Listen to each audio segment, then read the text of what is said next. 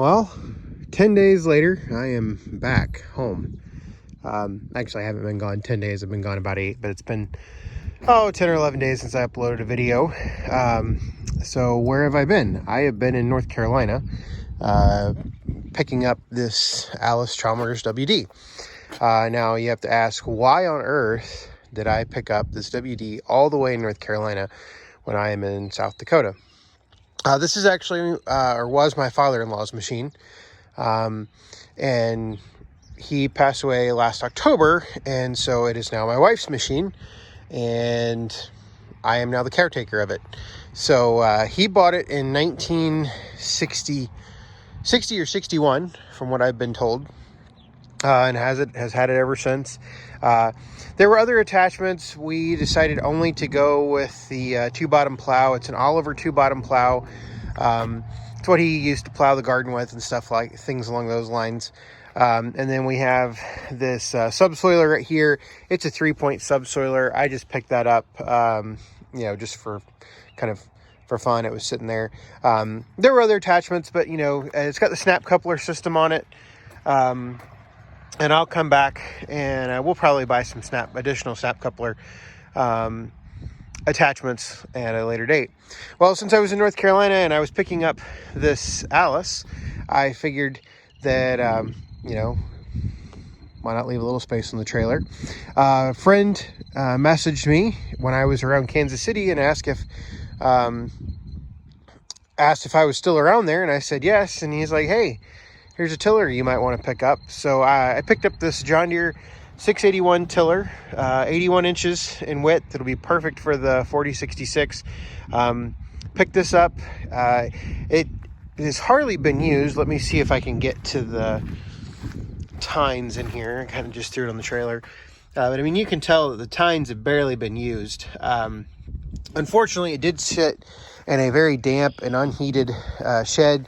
So it's got some rust issues on it, but we'll get all that cleaned up. They kind of go from there. I think that's a relatively minor issue in the grand scheme of things. I'll just wire wheel all that and just put some green paint on it.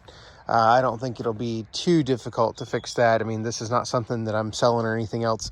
It is going to be used. The first thing we're going to use it on is I've got a kind of a trench out there in the yard. I'm going to run it down. That also means that I can get rid of my 42 hydraulic tiller for the X748. I do not need that anymore. So that will be for sale here in the near future.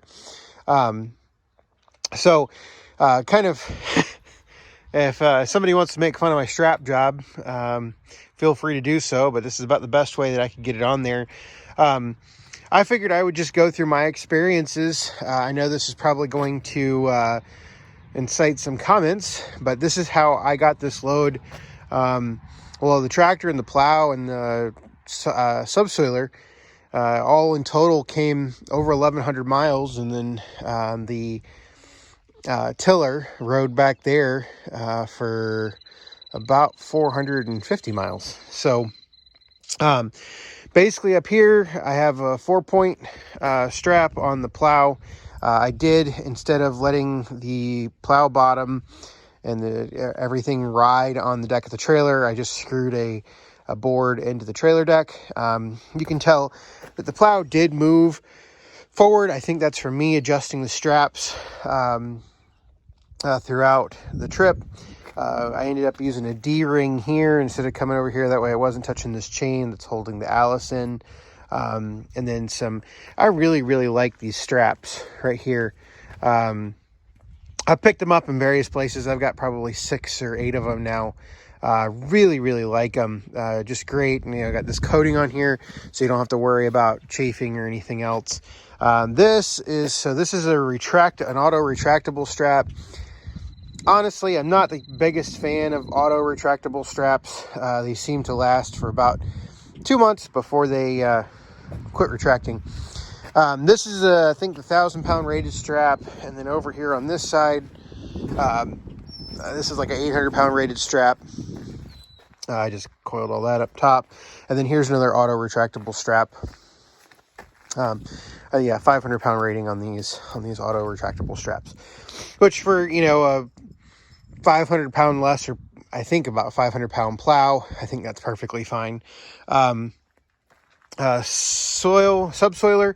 I've got 3 straps on. I've got this one right here, D-ring over to the side, and then I've got 2, I've got this loop right here, and I've got 2 D-rings on the deck of the trailer. Those are screwed down with lag bolts. The Allis actually proved a little bit more complicated to hold down than I anticipated. Just because the plow is sitting right here. I was originally going to pull off that engine mount right there and go down, but unfortunately I was either going to pull just straight across, which I wasn't really happy with. In order to get it down at an angle like this, I was running into the tire. So I went back to the snap coupler mount and pulled the chain off of there. 2 chains on the back drawbar, and then 1 chain off the engine mount on the other side. I'll walk over there and show you just a second. Overall, I think I had to tighten up 2 chains until I got to Kansas City. When I put the tiller on the back, had to readjust a few things there. Originally, I had these rear chains looped around to where the tiller's sitting, and I just moved those forward. And I did that, but I mean, those are even still tight. The tractor, I don't think moved much at all, if any. To hold the tiller down, not necessarily 100% excited about how I did it, but I took 4 2-inch straps, ran them forward, and basically ran the tiller up against the tire of the tractor right here, to kind of hold it forward. So it was braced forward, resting on the tines, and then pulled it back with this strap in the back. And then this strap is the small strap is only here because it's what was holding it on the trailer as I used the 2-inch straps. So overall, came through pretty good. Here's the engine mount chain up here. Overall, really happy with how it performed. Particularly if you've ever driven through Kentucky. Kentucky roads are absolutely terrible. Overall, the only issues I had is this chain on the far side. Talked about strapping a load down for 7 minutes. Chain on the far side, it came off the trailer a couple times, just the loose chain drug on the ground. I'm not really sure how that happened because it was all knotted up and tied up in there, but it did come off. So that's how I strapped it down. So now I got to get everything off the trailer. So I'm going to get the tiller off, and then I work on getting the Allis off. Allis runs and drives. It's perfectly fine, but it needs a full mechanical restoration, at least seal wise. If you can tell, it's been on the trailer for about 3.5 days. And you can already see the amount of oil on the trailer, just from it sitting on here. So it needs a little bit of work, but it runs perfectly fine. Starts right up. It's about 50 degrees this morning. But it starts right up and runs fine. Just needs a little bit of TLC in terms of, I know the main rear seal is leaking, and then there's a couple other seals that are leaking in the back here. I think one of them is a brake seal, or where the brake pedals are at. And this is my wife's machine. This is not mine. So this is just this is going to be our project together. I don't know how much it'll be on the channel, because she wants to help with it. So I'm going to leave this up to her, whatever she wants to do with it. It's a family machine. That's why we have it. If you remember a couple years ago, back in 2020, early 2020, I had a WD-45 that I bought. That was kind of practice for this one right here. So in order to restore this one, I'm probably going to buy at least one more WD to rob parts from. I don't know what kind of condition that WD will be in, but the nice thing is these machines are cheap enough that you can buy them for parts, use the parts, and sell the rest. So this one, having sentimental value, is going to stick around, and others that I probably bring in, I'll rob for parts and sell the rest. So and the cat is just having a grand time on the trailer. And oh, this is funny. Is he gonna make it? Oh yeah, he got up there. So also, so just of note, I don't know how many of you watch Millennial Farmer. but we were in the path of that storm that got him. He is about, I think, about 2 hours that way, I think. But we did not get anywhere near the damage that he did.